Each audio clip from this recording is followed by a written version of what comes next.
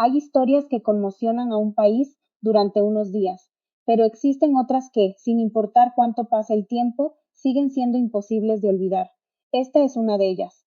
En febrero de 2018, la República Dominicana despertó con una noticia que dejó al país entero en estado de shock. Lo que en un principio parecía solo un mal olor pronto, se convirtió en una de las investigaciones criminales más terribles del país. Detrás de las paredes de una vivienda del sector Enriquillo, en Santo Domingo, las autoridades descubrirían una escena que cambiaría para siempre la vida de varias familias. Pero para comprender cómo se llegó hasta ese momento, es necesario regresar al año 2018, porque esta historia no comienza con el hallazgo de las víctimas. Comienza mucho antes, con una familia que, vista desde afuera, parecía llevar una vida completamente normal. Esta es la historia de la familia Encarnación.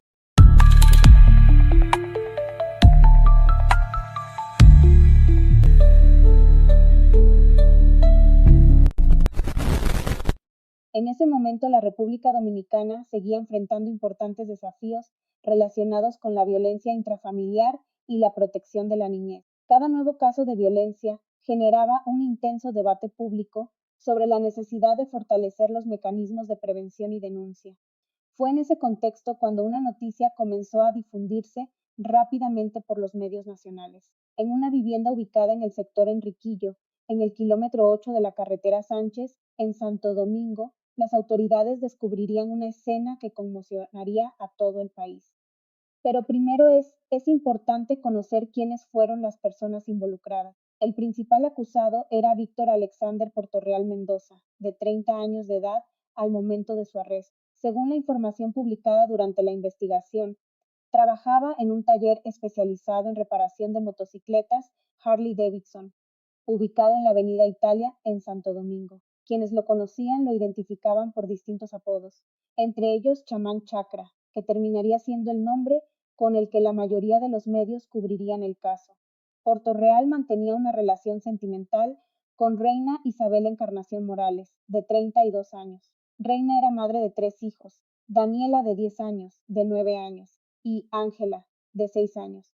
Los cuatro vivían junto a Portorreal en la misma vivienda del sector Enriquillo. No existen documentos públicos que expliquen cómo comenzó la relación entre Reina y Portorreal ni cuánto tiempo llevaban viviendo juntos. Tampoco se conocen muchos detalles sobre la vida privada de la familia antes de los hechos. Sin embargo, la investigación del Ministerio Público revelaría posteriormente que, detrás de esa aparente vida familiar, existían situaciones que solo saldrían a la luz después del crimen. Durante el proceso judicial, el Ministerio Público presentó una cronología de hechos que, según la acusación, permitía comprender el posible móvil del caso. Los fiscales afirmaron que semanas antes de los hechos, Reina Isabel había descubierto presuntos abusos sexuales cometidos por Portorreal contra 2 de sus hijas. Como parte de las pruebas presentadas durante el juicio, se incluyeron conversaciones de WhatsApp, publicaciones en redes sociales y otros elementos que, según la Fiscalía, demostraban que Reina ya conocía esa situación y estaba profundamente afectada por lo que había descubierto. Según la teoría del Ministerio Público, ese descubrimiento se convirtió en el motivo que desencadenó los hechos posteriores. En muchas investigaciones criminales hay un momento en el que todo parece transcurrir con normalidad hasta que alguien nota una ausencia. En este caso, ese momento llegó durante los primeros días de febrero de 2018.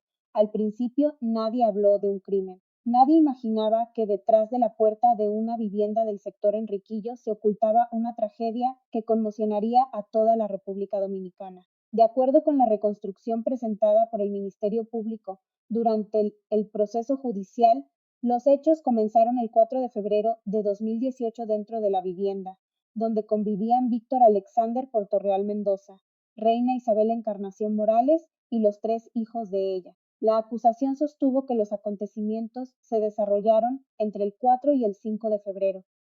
Esa reconstrucción se apoyó en pruebas periciales, inspecciones técnicas y otros elementos reunidos durante la investigación. Sin embargo, en esos momentos, ningún vecino sabía lo que había ocurrido. La casa permanecía cerrada. El silencio comenzaba a llamar la atención. Con el paso de las horas, familiares y personas cercanas empezaron a notar algo extraño. Reina Isabel no respondía a las llamadas. Los niños tampoco aparecían. Quienes acostumbraban verlos por el sector comenzaron a preguntarse dónde estaban. Al principio, algunos pensaron que tal vez habían salido o que estaban visitando a algún familiar, pero mientras pasaban los días, esa explicación comenzó a perder fuerza. La preocupación fue aumentando, nadie lograba comunicarse con ellos, y mientras eso ocurría, el tal sospechoso ya no permanecía en la vivienda. Después de los hechos, Portorreal abandonó la casa. Durante el juicio, la fiscalía sostuvo que incluso llegó a visitar a familiares de Reina Isabel sin informarles lo que, según la acusación, había ocurrido dentro de la vivienda. Ese comportamiento llamaría posteriormente la atención de los investigadores. Los días siguieron transcurriendo, hasta que un hecho cambió completamente el rumbo de la historia. Vecinos del sector comenzaron a notar un fuerte olor proveniente de la vivienda. La situación era tan inusual que decidieron alertar a las autoridades. Poco después, miembros de la Policía Nacional y del Cuerpo de Bomberos llegaron al lugar. Cuando lograron ingresar a la casa, encontraron los cuerpos de Reina Isabel Encarnación Morales y de sus 3 hijos. La noticia se difundió con enorme rapidez. En cuestión de horas, el caso ocupaba los principales titulares de los medios dominicanos. Las imágenes de la vivienda comenzaron a aparecer en televisión, radio y periódicos, y todos comenzaban a preguntarse quién había cometido el crimen. Desde los primeros momentos, los investigadores iniciaron el levantamiento de evidencias dentro de la vivienda. Peritos especializados documentaron cuidadosamente la escena y comenzaron a recolectar todo aquello que pudiera ayudar a reconstruir los hechos. Cada objeto, cada documento y cada dispositivo electrónico podía convertirse en una pieza importante de la investigación. Mientras tanto, los agentes empezaron a entrevistar a vecinos, familiares y personas cercanas a la familia. Muy pronto surgió un nombre que se repetiría una y otra vez: Víctor Alexander Portorreal Mendoza, el hombre que convivía con las víctimas y que, según varios testimonios, había sido una de las últimas personas en estar con ellas. En ese momento, la investigación apenas comenzaba. Las autoridades todavía tenían que comprobar qué había ocurrido realmente. Los investigadores comenzaron a reconstruir las últimas horas de vida de la familia. En ese proceso apareció un nombre una y otra vez: Víctor Alexander Portorreal Mendoza, el hombre que convivía con ellos, y el último adulto del que se tenía conocimiento que había estado en la vivienda antes de que se descubrieran los hechos. Mientras los peritos trabajaban en la vivienda recolectando evidencias, otros equipos de investigación se dedicaban a reconstruir los movimientos de Portorreal durante los días posteriores a los hechos. El objetivo era establecer una línea de tiempo precisa. Los investigadores entrevistaron a familiares, vecinos, conocidos y compañeros de trabajo. Cada declaración ayudaba a completar una pieza del rompecabezas. Al mismo tiempo, comenzaron a analizar teléfonos celulares, conversaciones de mensajería y otros dispositivos electrónicos que podían aportar información relevante para la investigación. Poco después del hallazgo, las autoridades localizaron a Víctor Alexander Portorreal Mendoza. Según declaró posteriormente el propio acusado durante el juicio, él no puso resistencia y facilitó su arresto, afirmando que comprendía la gravedad de lo ocurrido. CAN CDN 30 y 7+1. Con su detención comenzó formalmente uno de los procesos judiciales más seguidos por la opinión pública dominicana durante 2018. Desde ese momento permaneció bajo custodia mientras el Ministerio Público reunía las pruebas que serían presentadas ante los tribunales. Con el avance de la investigación, la Fiscalía presentó una acusación formal. Punto. Es importante hacer una precisión. Lo que viene a continuación corresponde a la teoría presentada por el Ministerio Público durante el proceso judicial, sustentada con las pruebas que dijo haber reunido. Según la acusación, Portorreal había abusado sexualmente de 2 de sus hijastras y temía que Reina Isabel denunciara esos hechos ante las autoridades. Para respaldar esa hipótesis, la Fiscalía presentó conversaciones de WhatsApp en las que, según los fiscales, Reina le reclamaba por una agresión sexual ocurrida semanas antes. También incorporó informes periciales, testimonios y otras evidencias recolectadas durante la investigación. La defensa, por su parte, tuvo la oportunidad de controvertir esas pruebas durante el juicio, como ocurre en cualquier proceso penal. Durante varios meses la Fiscalía continuó fortaleciendo el expediente. Finalmente, en octubre de 2018, el quinto juzgado de la instrucción del Distrito Nacional consideró que existían elementos suficientes para enviar el caso a juicio de fondo. Eso significaba que un tribunal colegiado sería el encargado de escuchar a los testigos, examinar las pruebas y decidir si Portorreal era culpable de los cargos que se le imputaban. La expectativa era enorme. Cada nueva audiencia era seguida por periodistas, familiares de las víctimas y ciudadanos, que querían conocer cómo avanzaba uno de los casos criminales más impactantes del país. El juicio comenzó en enero de 2019. Durante las audiencias comparecieron investigadores, médicos forenses, peritos y otros testigos relacionados con el caso.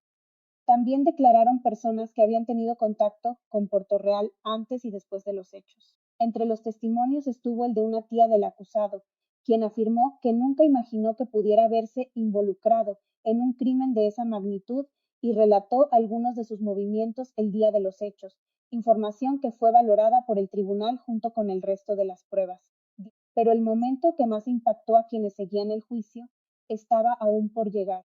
Después de casi un año de investigación, el expediente estaba listo. Decenas de documentos, informes periciales, análisis forenses, pruebas digitales y testimonios formarían parte del juicio que intentaría reconstruir minuto a minuto uno de los casos criminales más impactantes de la historia reciente de la República Dominicana. Mientras tanto, la atención del país estaba puesta en una sola persona, Víctor Alexander Portorreal Mendoza, el hombre al que los medios ya conocían como Chamán Chacra.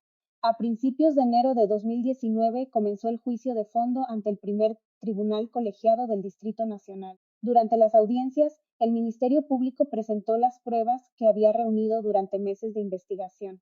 Cada testigo era escuchado con atención. Cada informe pericial era analizado por los jueces.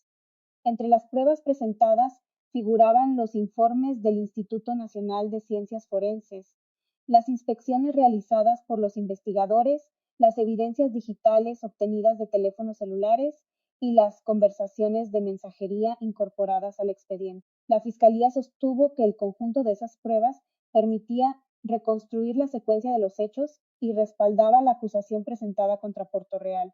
La defensa, por su parte, cuestionó varios aspectos de la investigación e intentó desacreditar parte de la evidencia presentada. Como ocurre en todo juicio penal, correspondía al tribunal valorar cada prueba de forma individual y en conjunto antes de emitir una decisión. Uno de los momentos que más expectativa generó ocurrió cuando el propio Víctor Alexander Portorreal decidió dirigirse al tribunal. Ante los jueces expresó que lamentaba profundamente lo ocurrido y pidió perdón a la sociedad dominicana y a los familiares de las víctimas. Sin embargo, también afirmó que, según su versión, no todo había sucedido exactamente como se había dicho durante la investigación. A pesar de esas declaraciones, el proceso continuó y el tribunal siguió evaluando las pruebas incorporadas al expediente. Cada audiencia era especialmente difícil para los familiares de las víctimas. Muchos asistían con la esperanza de que el proceso concluyera con una sentencia que hiciera justicia. El padre biológico de los tres menores, Daniel Boden, siguió de cerca el desarrollo del juicio. Su presencia reflejaba el profundo impacto humano que había dejado este caso, más allá de los aspectos jurídicos. Después de escuchar durante varios días a fiscales, abogados, testigos y peritos, el tribunal anunció su decisión. Los jueces declararon culpable a Víctor Alexander Portorreal Mendoza. Posteriormente le impusieron una condena de 30 años de prisión, la pena máxima aplicable por los cargos juzgados en ese proceso. La sentencia ordenó que cumpliera la condena en el Centro de Corrección y Rehabilitación de San Pedro de Macorís. Con esa decisión concluía la etapa principal del proceso judicial. Años después, este caso sigue siendo citado como uno de los casos criminales más lamentables del país, no solo por la gravedad de los hechos, sino porque recordó que, muchas veces, el peligro puede encontrarse dentro del propio hogar.